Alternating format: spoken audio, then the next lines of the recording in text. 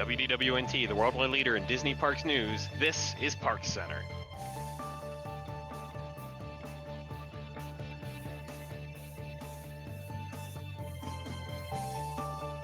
Hello, everybody. Welcome to another edition of ParksCenter. My name's Ben, as always. Let's go ahead around the room real quick, give everybody an introduction. First up, say hi to Whitney. Hello. And Pete. Sivako. Jill. Hello. And John. What's poppin'? All right, folks, starting off the night with our first topic, the new monorail fleet. It's going to be coming to Walt Disney World, according to rumors. We posted about this on our site a little bit earlier this week. We've got a couple internal sources saying that we should be getting some new monorails ordered relatively soon. Might look something like that. Thoughts, opinions, comments? What do people think about these new things? It's about time. Yeah. We need those monorails. We need those monorails. Disney needs those monorails because if anything was going to happen at this point, it would be the biggest PR disaster Disney World has ever seen. Like, what if a door opened up in the middle of a ride? Well, but what if somebody What if a kid fell out that door? Yeah. That is just the end. Not the end, but that is the worst thing PR-wise that has ever happened to Disney. Way worse than the kid at the Grand Floridian, simply because Disney knows they're a problem. Disney knows they are well beyond their expected life in terms of how long they're supposed to be running. And it would be like negligence if Disney let that happen. I think to me what's interesting is the fact that they're going to go forward with monorail expansion when that's the most expensive form of transportation that they have. I think between the upkeep of the monorails and also just the cost of expansion, if they were to ever do that or consider an expansion, it costs so much money that I'm surprised they're not just going to go forward with using the gondola system even more. You kind of I mean, that's hard to say, though, because the monorails are like to Disney what Main Street USA is. Well, that's true. I mean, the monorails are something that Walt had was integral part of. He saw the idea when he was in his world travels, brought it here. It's this futuristic thing. I mean, the fact that these have been running, in Disneyland since, the 50s, 60s, when they were in development, and then here since 71, they are Disney. I mean, you have to keep it. It is Disney. So you have to, and like Jill said, it's about time. These are well overdue. We've gotten new ones much faster. Jason wrote a great article months ago about the history of the monorail, and we just did Back to the Future. But yeah, I'm excited about it. I hope it comes true. It's necessary, and this is kind of part of that revamp. When we are getting the gondolas, we're getting new roads done and new bridges. Hopefully new monorails in this giant hopefully before the 50th. Yeah, I'm excited. I'm just surprised. I think the cost of getting rid of the monorails is higher than the cost of replacing the monorails. Yeah, that's true, because they'd have to put something else in to transport all those guests. They couldn't just not do anything and expect the buses to work. Right. Expanding the gondola system would be incredibly expensive because they'd have to build all of the infrastructure, whereas with the monorails, they have the infrastructure. They just need the new trains. Yeah, speaking of that infrastructure, let's move on in here, talking about buses and gondolas. Let's start things off with the new gondola system that's coming in. We've got a couple photos here. Let me pull them up of some construction that we've got going on the actual gondola platforms and support beams. This is actually coming along. Like I'm a little Incredibly surprised fast. at how well it's going. What are other people thinking about this? I went back and looked. They just cleared the land at International Gateway and around France for those pylons 2 months ago, and now we already have pylons up. Like, I think that's insanely fast. So I think it's great to see that they're moving so fast. I will be even more excited when we start seeing some actual station buildings getting put up. But I'm super excited for the Skyliner. I think it's going to be awesome. I think it's going to feel like a ride like the monorail does. It's going to give you these views that you've never been able to see before, and I'm very excited for it. Yeah. In terms of a construction, I used to do construction management. This should go very fast. When Disney announces something, they've already done their research. They know where all the structures are going. They know how big they're going to be, where they're going, all that. So you're essentially just putting up poles. Like, it's really all that the gondola system is. a pole with it almost looks like you're installing like billboards. The real construction will be the stations, which also are coming along, and then you just hang some carts. I think that's why Disney wanted to do this, is also the ease, and it is, granted, it's expensive up front, but it saves them a ton of money in the long run, and it does go up pretty quickly once you've already done your research and where you want it to go, and obviously structurally, and make sure the ground is tough enough. But this is I'm super excited about the gondolas. I love anything like that. I love being up. I have no fear of heights. Like, I actually enjoy heights. Like, I'm terrified of heights, but I'm I still am excited. too. And in the pictures, it looked like it's being built over the water, right? Mhm. Oh, definitely. Yeah, in some see, that spots. terrifies me too. I would much rather land on water than land on the ground if something happened, God forbid. I think when you're inside a gondola car, it probably doesn't matter. The impact is still pretty bad, Yeah. no matter what you land on. But that's not going to happen. Yeah. And then the second half of this topic here, let's we've got a little bit of a rumor that we'd like to substantiate quite a bit here. The bus wait times. We've got signs up already in a lot of the, gosh, what would we call the bus stop? Mm-hmm. Yeah, the bus stops already. Let's pull up what that looks like. But we can confirm here tonight and also give a little bit of a screenshot of assuming Disney doesn't change much of anything, this is what it's going to look like. You're going to be getting bus wait times in your app. So you can just open up My Disney Experience and get the live data of when your next bus is showing up here for where. So And this is no this more is guessing. real. Yeah, this is not something we 100% fabricated. real. That is an actual screenshot that we managed to make the current version of the Disney Experience app spit out. So that is completely legitimate. This is awesome. I'm super psyched for this, and I think it plays a big part in a lot of ways. One, walking from your hotel room down to the bus stop, you don't have to sit around, and you can get ready, take your time. But also, Or this is huge. when you need to run. Yeah, exactly. Yeah, but this is also huge for, I think, dining reservations. I experienced this hardcore where I had to wait almost like the full. I know they say every 20 minutes, which is usually shorter, but once they were running, something went wrong, and it was 40 minutes. Then we had to take a different bus to somewhere else. Anyway, we were like a half an hour late to our dinner reservation. Mm-hmm. This is great, especially if you're in the parks and you want to go back to your resort to freshen up. When it shows you how long it'll take to get there, there's no guessing anymore. This is so smart by Disney. Except we do know that those signs in the bus stations are not always accurate. So we're assuming that it's pulling the same data from the same place. And Most so likely. the app may not always be It's accurate not either. that far off. I mean, it's like Disney's app. It doesn't always work, but it's still nice to have. But it's better than nothing. That's fair. So speaking of better than nothing, how about something? Tokyo getting a bit of an expansion here. Not getting a third gate, according to sources, but we should be seeing some sort of an expansion from them in the near future. What do folks here think's coming from this? Like, we don't have too many details at the moment, but we do know it will not be a third park. We don't even know which park is expanding, or it might be both. What do people think at this point? I think looking at this, I don't think this is a situation where it really matters if there's another park being built. I think it's just the expansion itself is going to really help Tokyo in the long run. I mean, there were the rumors a while ago about the Tokyo Sky Park to fit in with that whole theming there.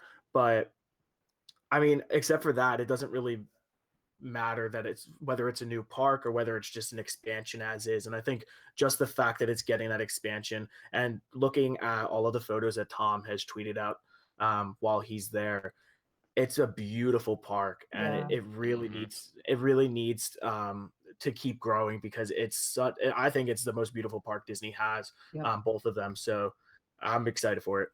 Yeah, I think John's totally right. It doesn't matter if it's another park or just an expansion. Tokyo has a very finite amount of space that it can expand into. So regardless of what form that takes, there's only so much space that they have. But when it was the Tokyo Disney Sky rumor, there was talk that Pandora they would build a Pandora and they would build a Star Wars land. So if that's still coming, then that's probably taking up a lot of the space that they have anyway. So they may have realized that, you know what, with those two lands, if we build those, we're taking up all the room we have, and that's not really enough for its own third gate. Yeah, I echo John. I think whatever Tokyo comes up with is going to be nothing short of amazing, just from the pictures that Tom has been showing with their new parades. I mean, it's all just exquisite work. So whatever they do, it's going to be awesome. This is what I was waiting for. Now I guess I'll go to Tokyo and visit these parks. I guess. All right. Well, let's move on from there a little bit to talk about the new Up a Great Bird Adventure. So this hit preview earlier this week. We managed to catch a video of it and put it up on the website. Let's pull that up real quick. So we do know approximately what this show is going to look like at this point. I think most people here have sat through this, I'll say. At this point, what do people think of this? I thought the intro itself was a lot more interesting than the show. I didn't feel like I felt like it was something I could do once and then be done. I don't ever have to do it again. I'm not sure after watching the video that I feel the need to actually go and see it live. Yeah. The way I explained it was, it felt like I was watching a nature documentary on TV, and then all of a sudden somebody switched the channel to Disney Junior, and then switched it back, and then switched it to Disney Junior again. Like every time, it was like one show where it was just the wildlife expert and the human performers, and then Doug and Russell would come in, and then it felt like a completely different show. Like it just needle scratch on the record, throws you out of the experience and turns it into something else, and then it goes back and forth and back and forth, and it didn't mesh well. It was hard for me to watch. Is storyline. I know that's such a big thing with Disney. You hear about, how the story, even for rides and attractions, start the minute you get in line. There's just the story didn't really make sense. It's exactly that. It's almost like you have this, really cool, knowledgeable bird person, and then all of a sudden it's a couple like Rick and walk Morty. out. Yeah, and then all of a sudden, here comes Doug, and you're like, what are you doing here? Isn't there another show you should be doing at the other side of Animal Kingdom? Could be doing. Yeah, or should it be doing? It's a shame. I mean, I think you're gonna see changes made. I'm gonna go see it. I'm actually super excited. I'll be there this weekend, so I'm gonna go check it out in person to see if they're making tweaks and getting that feedback that they've been asking for a week with the Disney researchers in the back of the shows. And then we'll see the tweaks that they get. Hopefully it improves, but I just wish it had a better story. This is obviously not going to be something where the Lion King, where every time I go, I want to see it. I think, like Whitney said, if it stays along the same lines, I'll see it once and maybe check it out once a year or once every 5 or 6 trips. Yeah, I think it's disappointing. I hope that they do make changes that are that'll hopefully make it better. But when I first heard about this project, I thought it was going to be very beneficial for this park because Flights of Wonder was a great show, and I thought it definitely needed some sort of revamp in some way. But I thought tying that Up IP to it would do it wonders. Pun intended. Would do it wonders because of the fact that kids will pay more attention to an IP, and I think it's that learning experience that that they really wanted to bring across, and I think that kids will be more open to actually listening and hearing about this with characters that they're familiar with. But the fact that it's as choppy as it is, I don't really think that's how it's going to work. I think kids are just going to be sitting there thinking, oh, when are the characters going to come back out? Not, oh, we're going to listen to what the characters are teaching us. Right. Meanwhile, the adults are thinking, when are the characters going to go away again? Yeah. Yeah, the characters really don't do like any of the teaching. Like that for like the first 2/3 of the show, whenever Doug and Russell are on stage, there is not a bird on stage. Yeah. Like they try and keep the two from interacting. They would have to terrify those birds. The birds are still getting it like used to actual humans, and then you have these 2 life-size plush animals walk out onto the stage. Oh, life-size plush humans. Yeah. Side note, why do we have Doug being bipedal, and why is Russell the same height as Doug? I mean, the second one actually Right? makes kind of sense, If but anything, Doug was taller than Russell. He Yeah. was. Yeah. That was bizarre. I mean, the whole thing to me just didn't make any sense together. No. And Doug Nope. walks. I mean, I understand that all costume characters walk, but that was a mess. you Well, can make if the quadrupedal dog- costumes. I know you can. If the dog can talk, obviously he can learn how to walk. Well, they have Max. I mean, Eric sometimes meets with Max, and Max is on all fours. So I don't understand why they couldn't transfer that over. Moving on from there, though, because before we go too long on that, the Blue Sky Cellar over in Disneyland opened back up. We had it rumored for a while that it was going to open back up on us, but we didn't actually know for sure when or with what or anything like that. But we do have a little bit of that opening back up, along with the video of what's going in there. But essentially, it's just a bit of a preview for what's coming for Toy Story Land at this point. Thoughts? I mean, not Toy Story Land. I'm sorry, Pixar Pier. Force of Habit. Same difference. Right. It's right there, and I can't read it. Yeah. Which is one. Thoughts? It I'm all really looks glad. very exciting. Yeah, I'm really glad we have this because I feel like the whole preview center concept was such a piece of what Walt loved to do, and Disney has Promote carried himself, on. yeah. Mhm. Yes, but also give people a hint of what's to come. You know, I mean, when And make Epcot, them feel involved. yes, when Epcot was being built, they used to let people ride the monorail to the construction site when it was still being built. You know, they wanted people to see what was coming and get excited about what was He coming. had it on TV too. He had a weekly show on TV Yeah. previewing everything Yeah. that was happening. I think to me, one of the things that really stands out is the fact that you look at that preview center and you look at how they want people to be involved. When after New Fantasyland opened and we knew we were getting Pandora, that whole period of time, there was a couple years there where there were like no other announcements, and that was honestly the most disconnected I've ever felt from Disney because we weren't getting that information that we wanted to hear and those new updates that we wanted to have. And now with these sorts of preview centers, even though it's not a new a new announcement necessarily, it's a preview for what's to come, we're still getting that sense of excitement because we're seeing all of these new plans take shape, and everything's starting to come to life. And that's why when One Man's Dream converted over to Walt Disney Presents, I actually loved it because you got to see what the future was for the company. And also the past. Exactly. Yeah. And the other thing I will say about this is here is good evidence that Disney does not always admit when rumors are true or not, because some of our staff actually contacted Disney prior to Blue Sky reopening to ask them if it was happening. And Disney told us flat out no. So, of course, Disney is going to tell people flat out no that the monorail rumor isn't true. That's just what they do. Yep. And this is a perfect example of something they denied. And literally a couple weeks later, Blue Sky Cellar was reopened. Yep. Disney's policy, in my opinion, it needs to be that we can neither confirm nor deny any rumors.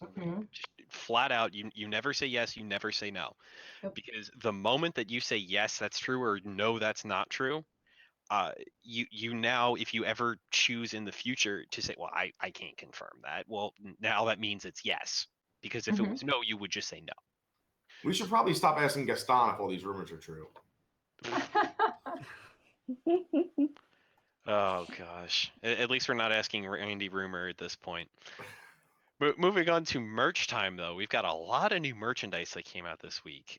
What do people want to talk about first? Because I know one of those is a little fun to talk about. But what else do people want to talk about here?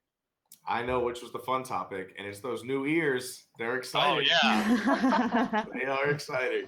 No, those Cheshire Cat ears are garbage. They're horrible looking. The I'm so Ariel ones are disappointed. gorgeous. The Ariel though. ones are fantastic. And the Belle ones are really pretty too. They're okay. I feel like there's not a lot to them. But look at those Cheshire Cat That's ears. creepy. That should be Halloween. It looks How like something dumb I is could that? make for my daughter. It looks Oh like my garbage. God. It The looks bow's all crooked. terrifying. I mean, I hope it's not like that on every single pair. It's probably just that one. But They The, just the pull bell those out ones of the look boxes. nice. I'll give Yeah. them that. Those look classic, but the Ariel ones and the tail is old as time. That's really pretty. Still creepy. Oh. But Ariel, look at that. Those are Those are really nice. gorgeous. Yeah. And those sold out, I think, really quickly. I can see why. The other thing that people seem to be really excited about was the new Magic Keeper that was released, which understandably so, because up until now we've only had either just like a round puck-shaped Magic Keeper or else Mickey ears, and there were no other choices. So I get that people are excited that there's finally something different, but I just don't understand. Disney has had this product out now for like a year, and there are so few options, which is so not like Disney. But especially for you something see, that not many people use them, and also the people that use them, they don't always look that great. Like they're like big and they're dangling off your belt. It's the Magic Band is like so convenient. It's and they're more fun, I guess. This is obviously the option B, so there's not going to be a ton of options when you're dealing with a second tier product. I guess if they were a moneymaker, Disney would have made more of them by now. Oh yeah, because money. Exactly. I was hoping someone was going to ask how much the ears were when we were just talking about it, because I was going to say for the mermaid ears, it'll only cost just your voice. Oh man. I think the piece of merchandise that I think Disney really really nailed is the bubble blowers. As much as I hate walking through a park into a cloud of bubbles everywhere, it has been so successful for them. Every kid I see has a bubble blower. It started out with the Mickey wands at first, and now it's, they have the Buzz Lightyear one. I've seen Stitch ones. There's a Stitch one in the picture. They are so successful, and so many kids are using them in the parks that this has to be their biggest hit as far as how the kids are getting involved with them, and not necessarily just like the magic bands or something like that. It also creates. Go ahead, Whitney. I was just gonna say it's good that boys finally have an option, because the Ariel bubble wand is super, super popular. And so the Buzz and Stitch, those are good additions for little boys who want bubble blowers too. I was just going to say, too, it also is great for Disney besides the sales. It creates an atmosphere, and then when someone else sees the bubble blower, that kid then wants a bubble blower. And you just have more and more bubbles around the park, which is fun. I mean, that's like if you were able to give the kids Roman candles during the fireworks. I mean, I want a Stitch one, so... And then we're going to go a little bit over, so we're not going to be able to talk about this very long, but I just have to share these USB chargers. Oh my! I think they're hilarious. They are really funny, and I would buy one. I mean, it's a little awkward, especially where I can imagine you have to stick the cord. Oh gosh, the bottom. I'll be honest, I haven't seen the bottom one before. Yeah. The two butts and plug. This isn't no. Yep. Oh my god. Okay. Yeah. All right. Moving on from that. I have so many jokes. Oh no. That's why we're moving on. More Disney, more family. This week on the feed, we've got a pink themed feed here. We've got nothing but pink food this whole time. What is going on with this Millennial Pink food thing? Like, please, somebody help me. I don't understand why this is a thing. I think that's how we all feel. I don't think anyone has any good reason. Disney dropped a red washcloth into the white sheets and the linen. The white icing. And this is just, instead of changing all 50,000 sheets every day, they're like, let's just do everything pink. We're going to do the food, we're doing ears, and we'll just call it Millennial because we can just blame anything on them. They're taking this way further than the rose gold obsession. It's crazy. It's too easier. Much.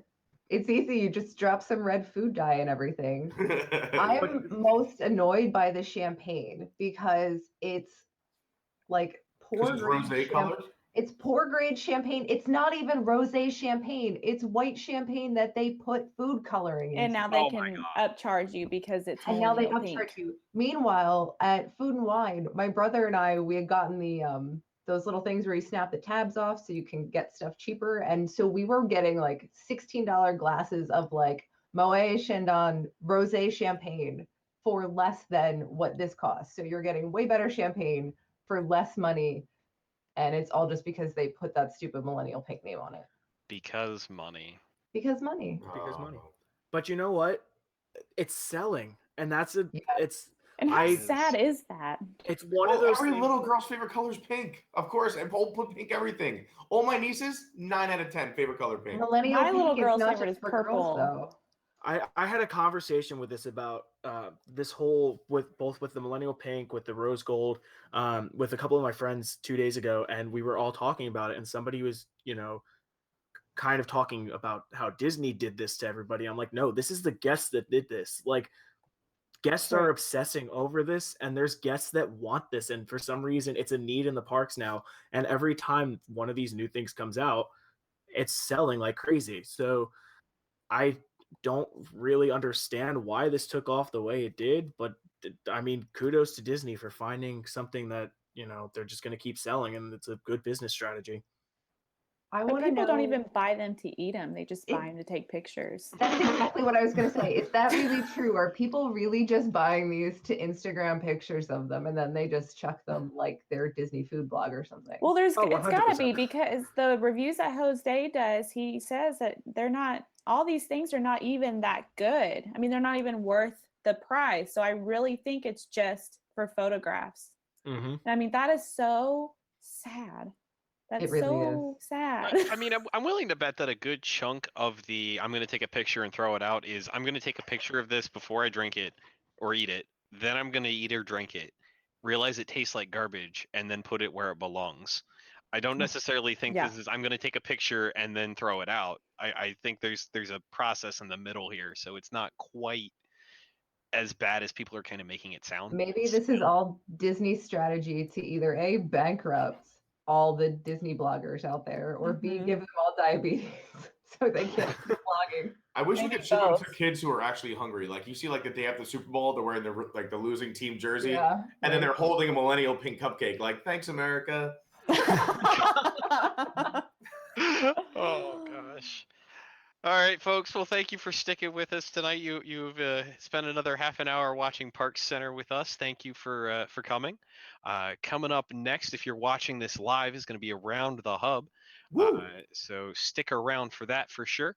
If you are interested in seeing us in person, Hollywood Studios Appreciation Day is coming up on May 5th. You can check that out. There'll be a link in the description if there isn't already.